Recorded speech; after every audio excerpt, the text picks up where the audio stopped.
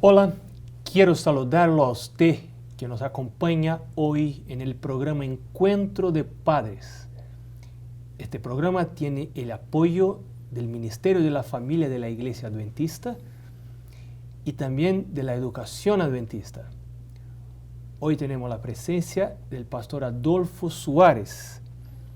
Él tiene maestría en teología, maestría y doctorado en ciencias de la religión y actualmente está en un programa de doctorado en educación religiosa, además de ser maestro en UNASP, en Brasil, Exacto. de teología y pedagogía. Sí. ¿Cierto? Correcto. El pastor Adolfo es casado ya a 16 años. 16 ¿sí? años, sí. Y tiene 2 hijas.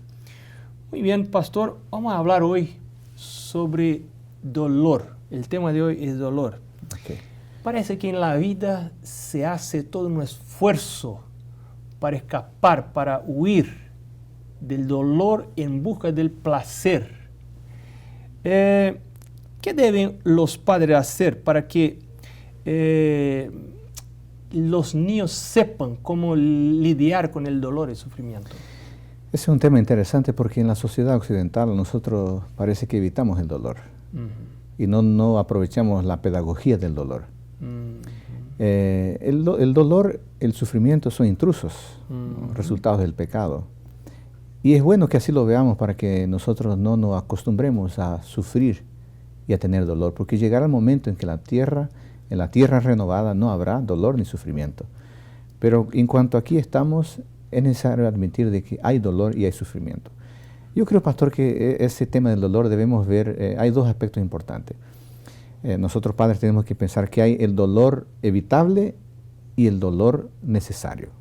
O sea, el sufrimiento que se puede evitar y el sufrimiento que es necesario ocurrir. Por ejemplo, pensemos en el sufrimiento evitable, el dolor que se puede evitar. Cuando nosotros como papás le pedimos a nuestros niños para que se cepillen los dientes, nosotros estamos ayudándolos a evitar el sufrimiento del dolor de diente posterior. Porque si él tiene un diente con problemas, él va a sufrir. Entonces, cepillar los dientes es ayudar a evitar el sufrimiento. Por otro lado, hay el dolor necesario, el sufrimiento necesario. Por ejemplo, una vacuna en el bracito.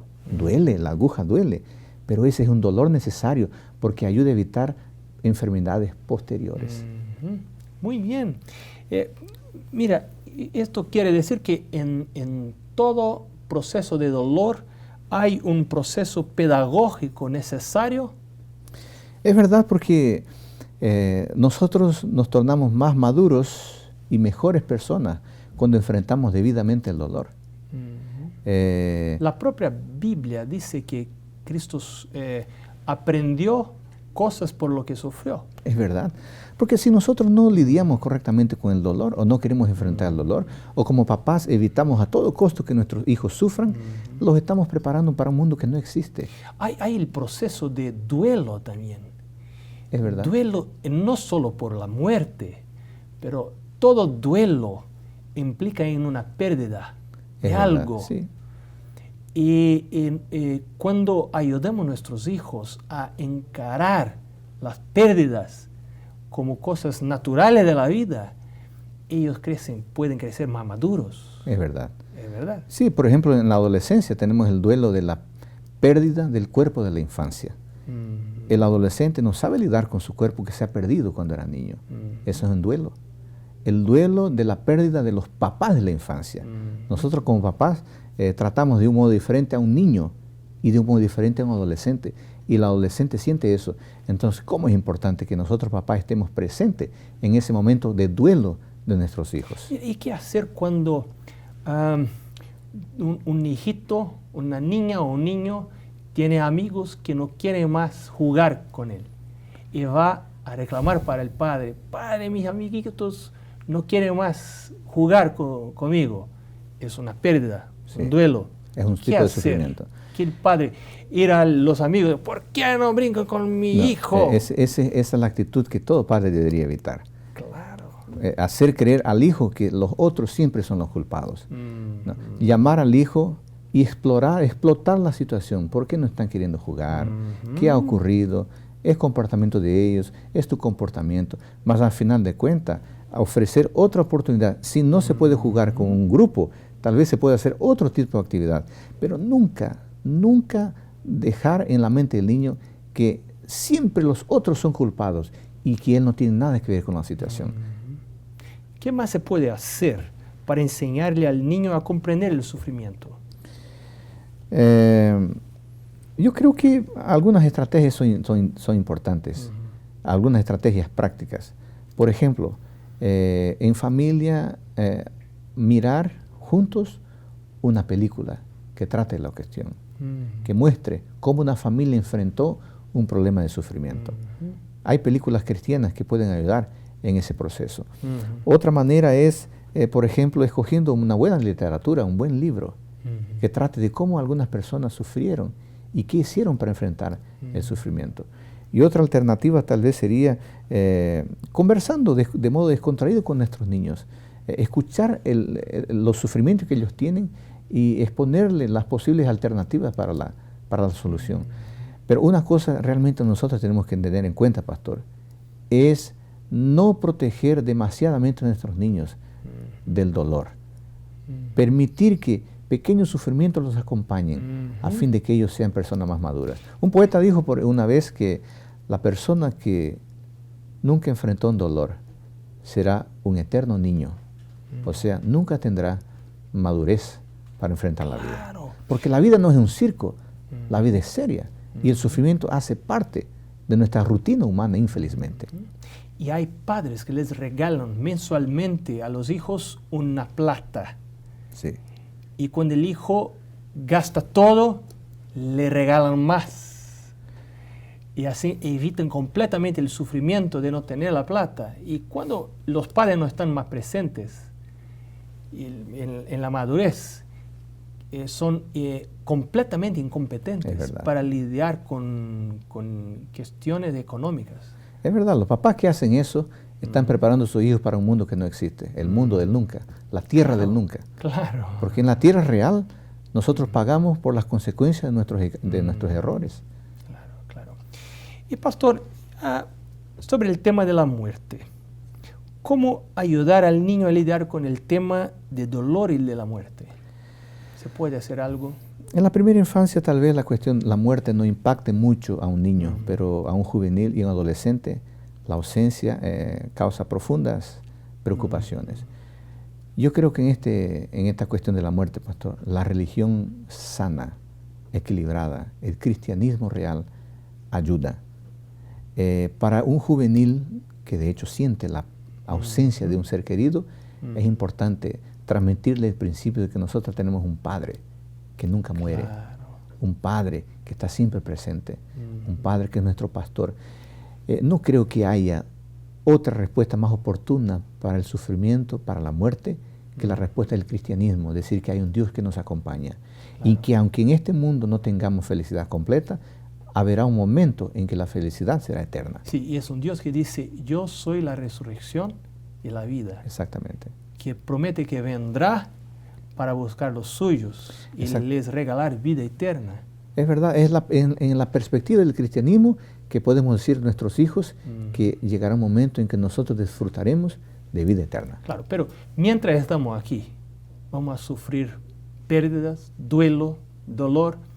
Yo estaba pensando si tener un perrito no puede ayudar en la comprensión, porque los perritos tienen vida limitada. Y amar a un perrito, uno ya presupone que va a haber duelo. Sí, es verdad. ¿Puede ayudar? Yo creo que esa es una actitud didáctica extraordinaria, porque es verdad que el niño va a acompañar el nacimiento del perrito y infelizmente la muerte del perrito. Claro. En ese proceso... Es un preparo ya sí, para en ese proceso, otras pérdidas. Es verdad, en ese proceso puede ayudar a entender que la vida tiene sus límites y que de esa manera él deseará estar en el momento cuando recibirá la vida eterna. Claro. Yo tuve un maestro que me dice que cierta vez que no hay amor sin dolor, pero el dolor de no amar es más grande. Es verdad. Así que es importante investir en amor, pero se debe saber que todo amor termina en dolor. Es verdad, es importante que nosotros dejemos claro eso para los papás que nos están acompañando, porque en la perspectiva del cristianismo bíblico, pastor, el amor siempre pasa por el Calvario. O sea, la vida pasa por un momento de sufrimiento, pero el dolor es amenizado a partir del momento que nosotros entendemos que hay un Dios que es mucho más grande que nuestro sufrimiento. Así que no debemos esquivar el tema del dolor delante de los Yo niños. creo que en este asunto, pastor, aprendemos mucho con los asiáticos o con las culturas antiguas, que se preparaban para el sufrimiento y que hacían del dolor un proceso pedagógico. O sea, ¿qué aprendemos con la muerte? ¿Qué aprendemos con el llanto? Yo siempre he dicho a mis estudiantes en la universidad y a adolescentes con quien encuentro que casi nada aprendemos después de momentos de risas. Casi nada aprendemos después de momentos de descontracción, pero después de momentos de sufrimiento siempre somos mejores personas. Claro, el sabio Salomón dice que es más bueno es ir en la casa del duelo Sí, do que en la fiesta. es verdad. Porque en la fiesta es una invitación a veces a una vida insensata. Claro. En cuanto que el duelo es una invitación a reflejar, a pensar mejor en la vida. Claro, claro. Y ahora vamos a cambiar de tema, pero no cambiar tanto así. Vamos a hablar de límites. Límites. Los límites pueden causar algún tipo de dolor también. Es verdad. El límite, él tiene la función de colocar barreras, muros. Y muchas veces nosotros podemos ver como... Y puede involucrar sufrimiento, el límite, sí, algún tipo. Es verdad, Porque yo quiero, pero no puedo. Yo quiero hacer alguna cosa, pero alguien me prohibió de hacer esa cosa. Claro. La función del límite es establecer un espacio de seguridad para la persona. Y a veces el niño, el jovencito puede entender que ese límite lo está haciendo sufrir, pero en verdad el límite lo está protegiendo. ¿Y cómo los padres pueden hacer para enseñar límites a los hijos? Pastor, ese es un proceso educacional que necesita de, ahí volvemos a la cuestión del tiempo, ¿no? Enseñamos límites no con el discurso, sino con el tiempo. En esa cuestión yo creo que hay algunos elementos importantes, por ejemplo, la buena comunicación. Conversar con nuestros niños, explicarles por qué le dejamos hacer algunas cosas y por qué no lo dejamos hacer otras cosas. Y ese discurso hay que repetirse constantemente. Buena comunicación. Hay un psiquiatra brasileño que dice que enseñamos límites a los niños ya en el noviazgo de los padres. Antes de que ellos nazcan. Antes de que nazcan. Porque si los padres no tienen límites para su actividad sexual, por ejemplo, y no tienen otros límites, no tienen límites con la comida, comen lo que quieren, no lo que es bueno. En el momento que quieren. En el momento que quieren. ¿Cómo pueden exigir límites de los hijos? Es verdad, es correcto, esa percepción es muy sabia. El límite de los niños empieza con el propio límite de los padres. Claro. Y Elena de White, en el libro Orientación del Niño, no me recuerdo exactamente si es en este libro, pero leí que ella dice que se enseña límites, o sea, autocontrol a los hijos con la comida también. O sea, ya desde el pecho, la madre debe enseñar que hay horario para comer. Y no le dar comida cuando el niño, cuando el bebé llora, sino cuando es la hora correcta. Así él aprende que tiene que tener autocontrol, dominio propio. Es verdad. Esperar por el momento, por la cantidad correcta. Los padres deben ayudar en este proceso de elegir la cantidad, determinar la cantidad, es decir, hijo, hasta ahí está bien, ahora no coma más porque no te va a hacer bien. Esa es una cuestión muy importante porque vivimos una época de subjetivismo, donde el gusto personal determina lo que se debe hacer. Y el principio de la educación cristiana no es a favor de eso. Lo que determina qué debemos hacer o cómo debemos comportarnos no es nuestro gusto personal, sino aquello que es oportuno, según la palabra de Dios. La voluntad de Dios, la ley de Dios. Exactamente. Pastor, hablamos de la buena comunicación para la cuestión de los límites, pero también tenemos que hablar del buen ejemplo Tenemos nosotros como papás de tener límites. Nuestros hijos tienen que percibir eso. Y finalmente la cuestión de, después de la comunicación, del ejemplo, la cuestión del buen relacionamiento. Es muy difícil obedecer a los límites de alguien con quien nosotros no tenemos buen relacionamiento. Pero no si admiramos. Claro, si el hijo tiene buen relacionamiento con su papá, es más fácil que él pueda obedecer a los límites que el papá le pone. Qué interesante, qué interesante. Eso es muy importante, que se gaste tiempo con los hijos para profundizar los relacionamientos. Exactamente. Qué interesante. Pastor, poner límites no puede causar traumas a los hijos. Yo sé que algunos piensan así. Es verdad. Yo creo que depende de cómo nosotros ponemos los límites. Los límites siempre tienen que estar a servicio del bienestar y de la felicidad del niño. El límite no puede ser alguna cosa simplemente porque yo quiero que así sea. A partir del momento que nosotros explicamos a los hijos las razones del límite, deben ser razonables. Tienen que ser razonables a partir de un momento que ellos puedan comprender. Tal vez cuando son muy niños no son tan razonables para ellos, pero son razonables para nosotros, papás. Yo creo que si hay una buena comunicación del padre, de los padres, si hay un buen ejemplo de los padres y si hay un buen relacionamiento, los límites no podrán causar trauma. Al contrario, si no ponemos límites, ahí entonces tendremos problemas. Y permítame aquí hablar de una investigación hecha por un escritor cristiano que dice justamente que cuando los papás no ponen límites absolutos a sus hijos, ahí es que los hijos tienen problemas. Él dice, por ejemplo, los hijos que no tienen límites tienen 36% más probabilidad de mentir a los padres. O 48% más probabilidad de copiar las pruebas del amigo. O 6 veces más probabilidad de intentar un suicidio. La vida sin límites es una vida que no ofrece seguridad. Claro. El sabio Salomón dice que por falta de disciplina el hijo viene a morir. Es verdad. Los jóvenes andan muy entediados de la vida. ¿Por qué? Porque pueden hacer todo. No tienen límites, y una vida sin límites realmente no es una vida convidativa. Pero ahora, al final de nuestro programa de hoy, la pregunta que queda para mí como padre es: ¿estoy yo dispuesto a poner mi vida bajo a los límites de la palabra de Dios? ¿O estoy yo como padre huyendo de los límites?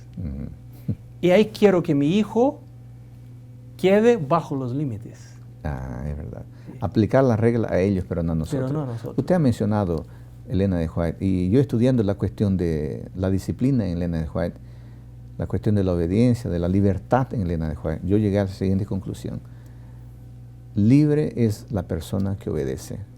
Es dentro de los límites de la obediencia que nosotros podemos disfrutar de la plenitud de la libertad.